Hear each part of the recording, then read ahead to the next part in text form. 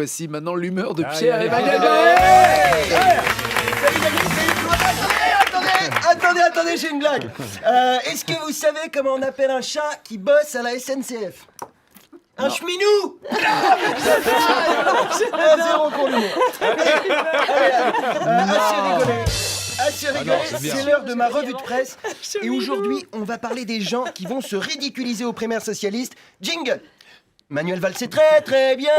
C'est comme un chauffeur de bus alcoolique qui essaye de doubler tout le monde par la droite. Alors il a un accident et tous les passagers du bus, ils meurent. Et pour ceux qui n'ont pas compris, c'est une métaphore. Le bus, c'est la France. C'est la plus belle semaine de ma vie. Manuel Valls est candidat. Wouh. Et pour un humoriste, c'est Noël avant l'heure. Valls, il est incompétent, désagréable, bruyant, instable, raciste, constipé. Et en plus, il est de droite. C'est Nadine Morano avec le bilan de François Hollande. J'étais déjà intenable depuis la victoire de Fillon, mais là je suis excité comme Nagui au salon de la talonnette. Je me suis masturbé 52 fois depuis lundi, j'éjacule en continu. Heureusement que j'avais un matelas pneumatique chez moi, sinon je me serais noyé, j'ai plus pied dans mon appart.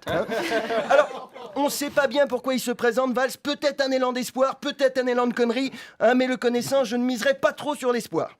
En plus, c'est tellement émouvant. Il est venu annoncer sa candidature à la présidentielle dans la salle où il s'est marié. En fait, il fait toutes ses conneries au même endroit.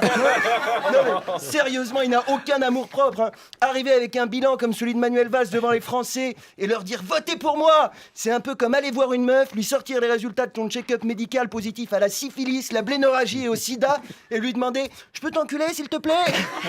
Non, mais vous avez écouté son discours. Putain, ça redevient médical. Vous avez écouté son discours. Le mec, il vient parler dialogue social et démocratie après la loi travail, l'état d'urgence et les 49.3. Tu serais pas en train de bien te foutre de notre gueule, Manuel ?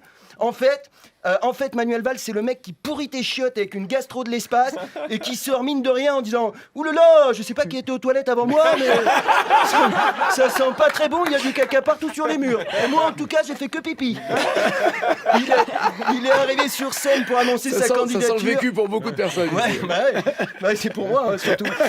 Il est arrivé sur scène pour annoncer sa candidature avec un aplomb incroyable, alors qu'il y avait une traînée de merde de son froc jusqu'à Matignon.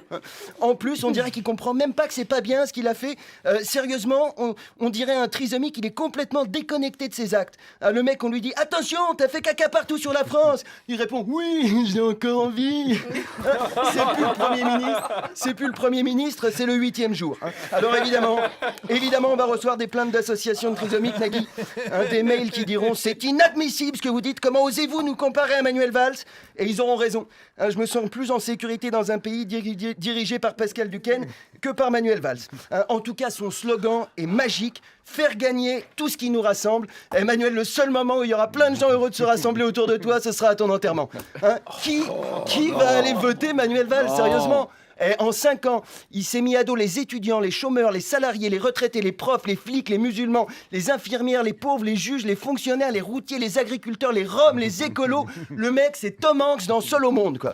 Le seul moyen qu'il a de faire plus de 3% aux primaires, c'est de dessiner plein de têtes sur des ballons de volley et de leur filer le droit de vote. Et puis, alors, pour le remplacer au poste de Premier ministre, Hollande, il a choisi Bernard Cazeneuve. Ils sont en roue libre, les socialistes. Hollande, il en a plus rien à foutre, il est déjà en vacances, il sirote des mojitos en chemise hawaïenne, on dirait Magnum après un accident de Ferrari. Et visiblement, il a l'autoradio encastré dans le lobe frontal. Cazeneuve, en 5 ans, il est passé par tous les ministères, c'est le mec le plus constant du quinquennat, il a été nul partout. Et de toute façon, personne n'en voulait du poste. Quand Hollande a regardé autour de lui, les socialistes faisaient semblant de pas être là. On se serait cru au collège un peu quand c'est le gros qui est nommé capitaine d'équipe et que c'est lui qui choisit ses joueurs. Tout le monde baisse la tête. Non, ces élections, c'est un vaste foutage de gueule. Ils font même plus l'effort de nous la mettre discrètement. Alors, je ne sais pas trop quoi vous donner comme consigne de vote. Tout ce que je sais, c'est que les primaires de gauche, ce sera le même fonctionnement que les primaires de droite. Faudra payer et signer une charte qui dit qu'on adhère aux valeurs de la droite. Merci de m'avoir écouté. France Inter, Nagui, la bande originale. L'humeur de Pierre Emmanuel Barrette. Bravo. Salut Nagui, merci Nagui, salut toi. Attendez, j'ai une blague. Qu'est-ce que c'est Edward Snowden qui pousse Arlette Chabot d'une falaise? C'est un lanceur d'Arlette. Bam, putain, 1-0 pour l'humour. Allez, assez rigolé. Merci Tom, n'en fais pas trop non plus. C'est l'heure de ma revue de presse et aujourd'hui, on va parler des banquiers sous acide. Jingle. Emmanuel Macron, c'est très très bien. C'est comme un élève qui dit qu'il veut être délégué de classe pour défendre ses petits camarades, mais en fait, il veut juste avoir le droit d'aller au conseil de classe pour être avec les profs, parce que ce qui l'excite, c'est le pouvoir et les vieilles. Wouh! Alors, Macron, il est complètement perché. Il essaye de se faire passer pour un anti-système alors qu'il a bossé pour Rothschild et qu'il sort de 4 ans au gouvernement, quoi. Le mec, le système, c'est lui. On dirait Jacques Chirac qui essaye de te faire croire que c'est toi qui as chié dans son froc. Tiens, d'ailleurs, vous savez quoi? Je vais pas faire de chronique sur Macron, il m'énerve. Par contre, puisqu'on parle des banquiers qui essayent de nous la mettre, parlons un peu des LuxLeaks. Ce lundi, au Luxembourg, débutait le procès en appel des lanceurs d'alerte. Pas des lanceurs d'Arlette, naturellement. Alors, c'est quand même incroyable, parce que les mecs, ils révèlent les accords secrets entre les multinationales et le fisc, et c'est eux qui sont sur le banc des accusés. Alors, attention, qu'on soit bien clair, ça ne me dérange pas qu'ils aillent au Luxembourg, les patrons de multinationales, mais pas le pays, la station de métro. Et pas debout sur le quai, mais allongé sur les rails. D'ailleurs, le président de la Commission européenne est d'accord avec moi, il a dénoncé un système immoral. Et vous savez qui c'est le président de la Commission européenne? Eh ben c'est Jean-Claude Juncker. Et Jean-Claude, il se fout bien de notre gueule parce qu'il était Premier ministre du Luxembourg au moment des faits et maintenant il vient faire son justicier. C'est comme si tu te faisais violer et comme avocat, on te refile Maître Guy Georges. Et attention Maître Guy Georges, quand il t'appelle à la barre, c'est pas pour témoigner, c'est pour te la mettre dans le cul. Alors, je dis du mal du Luxembourg, mais la France c'est pas mieux. Mon ennemi, c'est le monde de la finance. Me ferme ta gueule, François. Ton seul ennemi, c'est le mec qui t'a volé tes couilles en CE1. Les lanceurs d'alerte, t'aurais dû leur proposer la nationalité française directement et en échange tu leur files Balkany, Cahuzac et Pogba. Ils perdront en QI mais ils auront enfin une bonne équipe de foot. En France, on accueille les dictateurs africains avec des Ferrero Rocher à l'Elysée, on privatise les plages pour le roi d'Arabie Saoudite et on n'est même pas foutu de payer une chambre de Formule 1 à Edward Snowden. Oui, je critique la France alors que je passe ma vie dedans. Et alors? Vous avez jamais critiqué votre femme? Non. Mais qu'est-ce que c'est que ce monde de merde où lancer des alertes c'est plus puni que lancer des missiles? Moi, je les accueille chez moi, les lanceurs d'alerte. Je m'en fous. Bon, on sera un peu serré dans ma femme, naturellement, mais on rigolera bien. Tous les soirs, on enverra des Snapchats à Juncker et Hollande pour leur montrer notre cul. L'évasion fiscale, ça coûte 60 milliards d'euros par an à la France et les politiques, ils viennent chialer pour les quelques millions d'euros de la fraude aux allocs. C'est comme si tu te faisais revioler, mais cette fois par 60 Guy Georges, et toi, tu portes plainte contre le seul Guy Georges innocent qui s'est contenté de manger un sandwich à côté de toi parce qu'il a fait une tache de maillot sur tes mocassins. Et alors, attention les yeux, vous allez voir comment on repousse très loin les limites de la fils de puterie. À partir du 1er janvier 2017, nos frais bancaires augmentent de 13%. C'est comme si tu te faisais revioler par 60 Guy Georges, mais en plus après, t'es obligé de leur essuyer la bite avec une lingette. Putain, pardon, mais j'en ai marre. Moi, ça me fait chier. Venez, on dit que pour Noël, on coule les banques. Ça, ce sera un joli cadeau. Le 24 décembre, on retire tout notre pognon, on met tout au crédit coopératif. Là, je peux vous dire que les banquiers et les politiques, ils vont se chier dessus. Ce sera un bordel magnifique. Alors oui, on sera dans la merde jusqu'au cou, mais pour une fois, ils nageront avec nous. Merci de m'avoir écouté. Merci. Pierre-Emmanuel Barré. Bande originale. Nagui sur France Inter. Désolé pour tous ceux qui ont été choqués par le mot lingette. Voici l'humeur de Pierre-Emmanuel Barré. Attention. Salut Nagui, salut tout le monde, salut. Attendez, merde, j'ai une blague. Qu'est-ce que c'est un chat qui danse le disco? C'est un Saturday Night Fever. 1-0 pour... Miaou, staying alive, staying alive. Ah si, tous avec moi. Miaou. T'as chanté, merde, enfin. On est sur France Inter, bordel. Qu'est-ce qui vous prend, là? Enfin, si c'est vrai qu'entre Nagui et Leïla, on est plus sur Inter que sur France.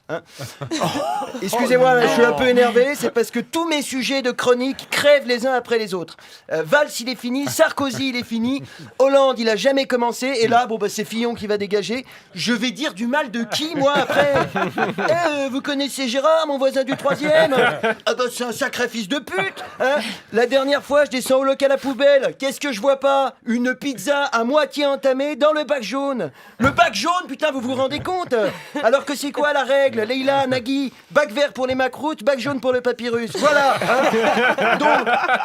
Donc là, je me dis, ça c'est encore un coup à Gérard. Il trie jamais ses déchets. Donc ni une ni deux, je monte chez Gérard, je sonne, j'arrive devant sa porte, et là je me dis, putain, je vais quand même pas faire une chronique de 4 minutes sur mon voisin du 3e. Hein.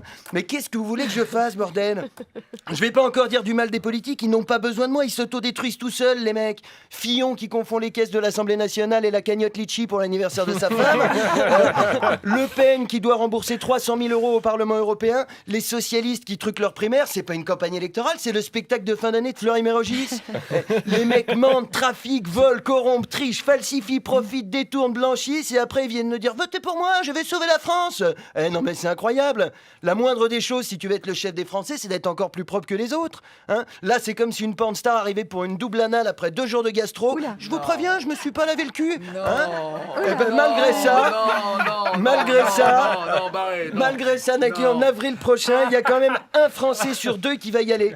Oui, bon, bah j'ai un peu de caca sur la bite, mais je suis content, j'ai fait mon devoir de citoyen. Eh ben non! Dégueulasse. Non! Si tous les 5 ans tu blanchis un mec qui a le cul sale, t'es pas un citoyen, t'es une feuille de PQ. Il y a un permis de conduire, je vois pas pourquoi il y aurait pas aussi un permis de vote. On donne à tous les Français un programme télé, on leur demande d'entourer en rouge ce qu'ils ont regardé dans la semaine, et ensuite on fait 2 catégories, ceux qui ont le droit de voter et les fanzouz. Hein. Moi, tant que ça n'existera pas, je n'irai pas voter. Et alors je sais ce qu'on va me dire, mais tu n'as pas honte de prôner l'abstention, il y a des gens qui se sont battus et qui sont morts pour que tu aies le droit de voter. Oui.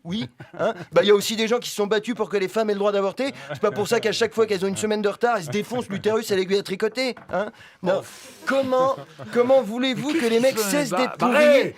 Mais si, mais comment non. veux-tu que les mecs cessent d'être pourris alors qu'ils voient qu'on les réélit quand même? Ils nous mettent un doigt dans le fion et au lieu de le prendre et tchac, hein, de le casser en deux, on dit juste oula, ça fait un petit peu mal, mais ça va, tu mets pas plus loin, promis? Moi, tu me dis ça, je suis surexcité. Hein, je me contrôle plus, je mets le bras jusqu'à l'épaule. Hein, mais qu'on arrête de leur donner une légitimité. À la prochaine élection, vous venez tous à la maison, on fait un KEM, c'est eux, ils se démerdent entre eux. Hein. On laisse ces blaireaux imprimer leur bulletin chez Copytop, tenir les bureaux de vote, dépouiller, et celui qui a gagné, il fait son discours devant sa femme et ses gosses dans sa cuisine. Hein. Je peux vous dire que le jour où il y aura que les candidats à aller voter, on va bien rigoler au dépouillement. Macron, une voix. Mélenchon, une voix. Hamon, une voix. Bayrou, 0 voix. Non, j'ai encore oublié de voter pour moi. Là, les mecs seront bien obligés de se remettre en question. Hein. Alors, comme à chaque fois, on va me dire c'est facile de critiquer caché derrière ton petit micro d'anarcho-bobo islamo-gauchiste.